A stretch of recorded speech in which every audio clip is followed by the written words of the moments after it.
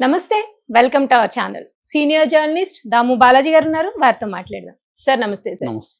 రేవతి భర్త శ్రీతేజ్ వాళ్ళ ఫాదర్ భాస్కర్ గారు మాట్లాడుతూ అల్లు అర్జున్ టీం నన్ను బెదిరించింది అని ఆరోపిస్తున్నారు సార్. సో నిజంగానే అల్లు అర్జున్ టీం బెదిరించిందా ఆయన? అలాంటి వార్తలు వస్తున్నాయి కానీ ఆయన వీడియో నేను చూశానండి. ఆయన వీడియోలో విలేకరిది ప్రశ్న, ఆమె యాంకరు మహిళా యాంకర్ అడిగారు, ఇట్లా అల్లు అర్జున్ ఫ్యాన్స్ లేకపోతే వాళ్ళ మేనేజర్లు నిన్ను బెదిరిస్తున్నారంట కదా మీడియా ముందు రావద్దని అనే ఆయన అడిగితే, అదేమి లేదండి, వాళ్ళు డే 1 నుంచే జరిగిన మరుసటి రోజు నుంచే అల్లు అర్జున్ మేనేజర్లు హాస్పిటల్కి వస్తున్నారు, వాళ్ళే అన్నీ చూసుకుంటున్నారు, నాకు అండగా నిలబడుతున్నారు, వాళ్ళ తప్పేమీ లేదు అనేది ఆయన క్లియర్గా ఆ వీడియోలో చెప్పాడు. ఇది రేవంత్ రెడ్డిని సపోర్ట్ చేస్తూ అల్లు అర్జున్ వ్యతిరేకించే ఒక ఛానల్లోనే వచ్చింది ఆ వీడియో. ఆ వీడియో నేను చూసాను. ఆ వీడియోలో ఆయన క్లియర్గా ఏం చెప్తున్నానంటే, నన్ను అల్లు అర్జున్ టీం ఎప్పుడు బెదిరించట్లేదు, వాళ్ళే చూసుకుంటున్నారు యాక్చువల్గా డే 2 నుంచి. ఆ తర్వాత రేవంత్ రెడ్డి సార్ కూడా నాకు హెల్ప్ చేస్తున్నారు అనేది ఆయన మాట్లాడారు. రెండవ అంశం వాళ్ళు ఆమె అడిగింది ఏంటంటే, మీకు డబ్బులు 25 లక్షలు ప్రకటించి కూడా మీకు ఇవ్వలేదని బయట ప్రచారం జరుగుతుంది కదా, మీకు అసలు ఇచ్చారా లేదా డబ్బులు అని అడిగితే, వాళ్ళు 10 లక్షలకు డీడీ వాళ్ళ మేనేజర్ తీసుకొచ్చి ఇచ్చారు, ఇంకా 15 lakhs కూడా తర్వాత ఇస్తామని చెప్పారు. అట్లాగే వైద్యానికి సంబంధించిన ఖర్చులు ఇప్పటి వరకు ఎంత అయింది, మీరు ఎంత పే చేశారు, ఎవరు పే చేస్తున్నారు అనేది కూడా ఆమె అడిగింది. సో దానికి కూడా అతను ఏం చెప్పాడంటే, మొన్నటి వరకు వాళ్ళే చూసుకున్నారు, నేను 50,000 మాత్రమే హాస్పిటల్కి పే చేశాను ఇప్పటి వరకు, మిగతంతా వాళ్ళ అల్లు అర్జున్ మేనేజర్లే చూసుకుంటున్నారు, వాళ్ళే డాక్టర్లతో మాట్లాడుకొని వాళ్ళే చూసుకుంటున్నారు. అయితే ఆ తర్వాత గవర్నమెంట్ కూడా రేవంత్ రెడ్డి సార్ కూడా మనుషులను పంపించారు, వాళ్ళు చూసుకుంటున్నారని చెప్పాడు. అంటే క్లియర్గా ఏంటంటే, ఆయన భాస్కరు ఏ రకంగానూ అల్లు అర్జున్ మీద కానీ అల్లు అర్జున్ టీం మీద కానీ ఆరోపణలు చేయట్లేదు. చేయకపోగా డే 2 నుంచి కూడా అల్లు అర్జున్ టీము మాకు హెల్ప్ చేస్తున్నారు, నాతో వచ్చి రోజు టచ్లో ఉన్నారు అని చెప్తున్నాడు. అట్లాగే 10 లక్షలు కూడా ఇచ్చారని చెప్తున్నారు. అంటే క్లియర్గా మొన్నటి వరకు ఏం జరిగిందంటే, అల్లు అర్జున్ని సమాజంలో ఒక దోషిలాగా అతనే చంపేసినట్టు ఒక చిత్రీకరణ చేసే వైపుగా ఇటు ప్రభుత్వం కావచ్చు, కాంగ్రెస్ పార్టీ కావచ్చు, మీడియా కావచ్చు, కొంతమంది పబ్లిక్ కావచ్చు, పోలీస్ వ్యవస్థ కావచ్చు, అందరూ కూడా ట్రై చేశారు అంటే అల్లు అర్జున్ దోషి అని. నిజానికి ఏంటంటే, సుప్రీంకోర్టు క్లియర్ గైడెన్స్ అనేక సార్లు ఉంది, మీరు ఒక కేసుని కోర్టులో ఉన్నప్పుడు మీడియా ట్రయల్స్ కానీ పబ్లిక్ ట్రయల్స్ కానీ చేయొద్దు, పోలీస్ ఆఫీసర్లు ప్రెస్ మీట్లు పెట్టి చెప్పొద్దు, ఇవన్నీ కూడా అనేక సార్లు సుప్రీంకోర్టు చెప్పింది. కానీ ఇక్కడ దాన్ని ఉల్లంఘించి ఆల్రెడీ ఈయన మీద కేసు ఉంది, ఈయన ఇంటీరియం బెయిల్ మీద బయట ఉన్నాడు అల్లు అర్జున్.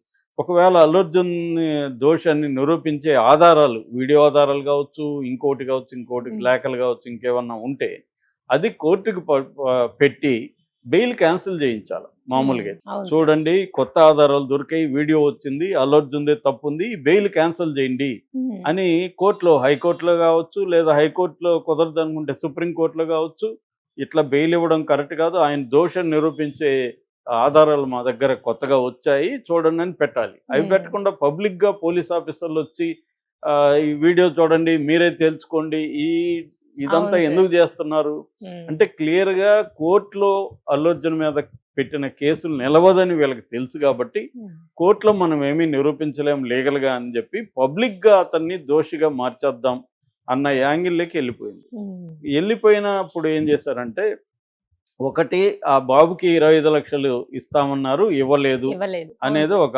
ఆరోపణ. అట్లాగే వైద్యం ఖర్చులంతా మేం చేస్తున్నాం అని అల్లు అర్జున్ టీం ప్రకటించింది, కానీ గవర్నమెంట్ వెళ్ళి సివి ఆనంద్ వెళ్ళి మేమే చేస్తున్నాం అని ఆయన ప్రకటించాడు.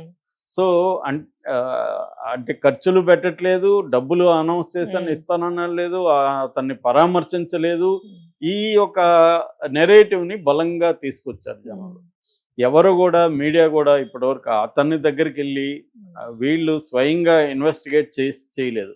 గవర్నమెంట్ ఎలాగైతే అల్లు అర్జున్ అటాక్ చేయాలనుకున్నారో ఆ వెర్షనే పబ్లిక్గా మొత్తం అంతా వచ్చేసింది. ఇప్పుడు అల్లు అర్జున్ సమస్య ఏంటంటే, తను ఏమో వెళ్ళలేడు. ఎందుకు వెళ్ళలేడు? లీగల్గా ఈ కేసు కోర్టులో ఉంది, కండిషన్ బెయిల్ ఇచ్చారు. వెళితేమో మళ్ళీ వీళ్ళే అతన్ని ఇన్ఫ్లుయెన్స్ చేయడానికి వెళ్తున్నాడు అతనికి డబ్బులు ఇచ్చి కేసును మాఫీ చేసుకోవడానికి వెళ్తున్నాడు, వీళ్ళే మాట్లాడతారు, రేపు అవును. కోర్టులో కూడా అతను ఉమ్. నెగిటివ్ అవుతుంది. అందుకని అతను అడ్వకేట్లు ఏం చెప్పారంటే మీరు ఎట్టి పరిస్థితుల్లో మీరు వెళ్ళొద్దన్న. దాంతో ఇంకా విధులేని పరిస్థితిలో తను వాళ్ళ నాన్నను కూడా పంపించాడు. నిజానికి ఇవంతా అబద్ధమని, ఇవన్నీ ఒక ప్లాన్డ్గా అల్లు అర్జున్ని క్యారెక్టర్ని అసాసినేట్ చేసి అల్లు అర్జున్ని దోషిగా నిలబెట్టి ఈ కేసులోనే కాదు అసలు మొత్తం అల్లు అర్జున్ లైఫే వేస్ట్ అన్నట్టుగా అతను ఆ యాక్టరే కాదని, అతను సినిమానే పనికిమాలిన సినిమా అని, పోలీసుల్ని భయంకరంగా చిత్రీకరిస్తున్నారు, ఆ సినిమాలో చూపించాడని, గుడ్డలిప్పు తీశాడని. నిన్న కూడా ఆయన ఎవరు తీన్మార్ మల్లన్న వెళ్ళి పోలీసులను అవమానించాడు, ఈ సినిమాని బ్యాన్ చేయండి అని, ఆ సీన్లంతా తొలగించాలని కూడా కంప్లైంట్. అంటే ఓవరాల్గా అల్లు అర్జున్ ఈవెన్ ఫిజికల్గా కూడా వాళ్ళ ఇంటి మీద దాడి చేసి ఏదో ఒక రకమైన డిమాండ్లు చేయడం. అంటే అల్లు అర్జున్ దోషి, అల్లు అర్జున్ వల్లే ఆమె చనిపోయింది, అల్లు అర్జున్ వల్లే ఆ బాబు అక్కడ ఉన్నాడు అన్న ఒక నెరేటివ్ని బలంగా ప్రజల్లోకి తీసుకెళ్ళి అల్లు అర్జున్ని ఒక దోషిలాగా పబ్లిక్లో నిలబెట్టాలా అనేది. అంటే ఇప్పుడు ఎప్పుడైనా కూడా ఒక రకమైన యుద్ధం అండి, యుద్ధం ప్రకటించినప్పుడు ఈ ఆయుధమే వాడాలి, ఈ ఆయుధం వాడకూడదు అనేది ఇంకా విచక్షణ ఉండదు. ఒకసారి యుద్ధం అంటూ డిక్లేర్ చేసినాక ఏ ఆయుధాన్నైనా ఉపయోగిస్తారు.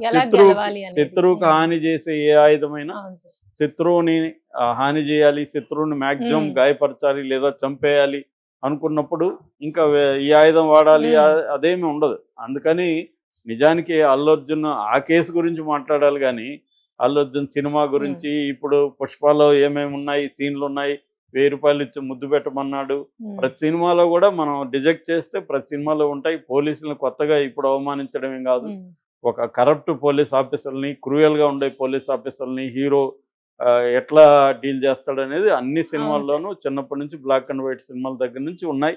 ఇది వరల్డ్ వైడ్ ఉన్న ఫ్యాన్ హాలీవుడ్లో ఉంది. అంటే ఇక్కడ పోలీసులు అనేవాళ్ళు వ్యక్తులు కాదు, స్టేట్కి రిప్రజెంటేటివ్. అంటే స్టేటు ప్రభుత్వంలో ఉన్న కరప్షన్కి వ్యతిరేకంగా ఒక విజిలెంట్ ఫిలిం అంటారు, ఒక తిరుగుబాటు చేయడం అనేది ఎప్పటి నుంచో ఉంది. అట్లాగే తను స్మగ్లర్గా వేస్తాడు కాబట్టి తనకు అవార్డు ఇవ్వకూడదు. అవార్డు ఇచ్చింది స్మగ్లర్కి కాదు, అతని ఆర్టిస్ట్కి, పెర్ఫార్మెన్స్కి అవార్డు ఇచ్చారు. అతను ఏ క్యారెక్టర్ అనేది ఇప్పుడు ఆస్కార్లో కూడా నెగిటివ్ క్యారెక్టర్ చాలా వాటికి అవార్డులు ఇస్తారు. నెగిటివ్ క్యారెక్టర్కి ఎందుకు ఇచ్చారంటే వాళ్ళ రూల్స్ అవి, వాళ్ళు పర్ఫార్మెన్స్కి ఇవ్వాలి తప్ప ఏ క్యారెక్టర్ అనేది వాళ్ళకి అనవసరం. సో ఇలాగ లైఫ్ నెగిటివ్గా ఉన్నప్పుడు సినిమా అనేది రిఫ్లెక్ట్ చేస్తుంది సమాజాన్ని. ఆ నెగిటివ్గా ఉన్నప్పుడు స్మగ్లింగ్ ఏమి లేదా, అల్లు అర్జున్ స్మగ్లింగ్ని కనిపెట్టాడా, అల్లు అర్జున్ ఏమైనా స్మగ్లింగ్ చేస్తున్నాడా? సో స్మగ్లింగ్ అంటేనే రాజకీయ నాయకులు, పోలీసులు, స్మగ్లర్స్ ముగ్గురు కలిసి చేసే పని ఎప్పటి నుంచో జరుగుతుంది. ఎందుకంటే నేను నా తిరుపతి నేను చూస్తున్నా ప్రత్యక్షంగా, ఎప్పటి నుంచో చూస్తున్నా ఎర్రచందనం అనేది. నేను జైల్లో ఉన్నప్పుడు కూడా నా సెల్లో కూడా ఒక ఎర్రచందనం కూలి 3 నెలలు ఉన్నాడు. అతను తమిళ అతను ఎర్రచందనం తీసుకొని ఎక్కడో లోపల కొడితే బయటకు వచ్చి చేర్చే వ్యక్తి. సేమ్ అల్లు అర్జున్ లాంటి కూలి అతను. రోజుకి 600 ఇచ్చేవాళ్ళు అప్పట్లో అతనికి.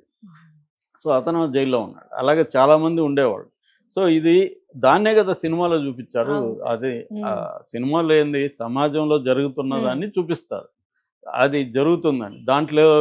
దాంట్లో కూడా పోలీసుల కుమ్మక్కయ్యని చూపించారు, పోలీసుల రోల్ ఏంటి చూపించారు, కొంతమంది సిన్సియర్ ఆఫీసర్లు ఉన్నారనేది కూడా చూపించారు.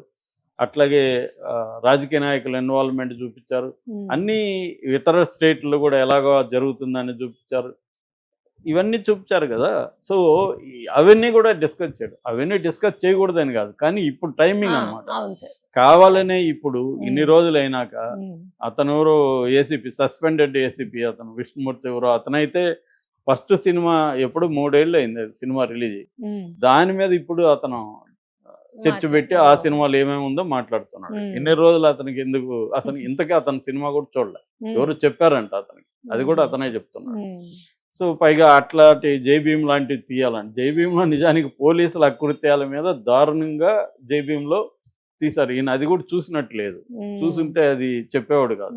ఎందుకంటే జైభీమ్ సినిమానే పోలీసులు ఎట్లా సామాన్య ప్రజల్ని హింసిస్తారనేది జైభీమ్ సినిమా. అన్యాయంగా ఎట్లా హింసిస్తారు, ఎట్లా కొడతారు పేద కులాలు పేదల్ని అనేదే జైభీమ్ సినిమా. అలాంటి సినిమాలు తీయలేదని ఆయన మాట్లాడుతున్నారు. సో అంటే ఇదంతా ఏంటంటే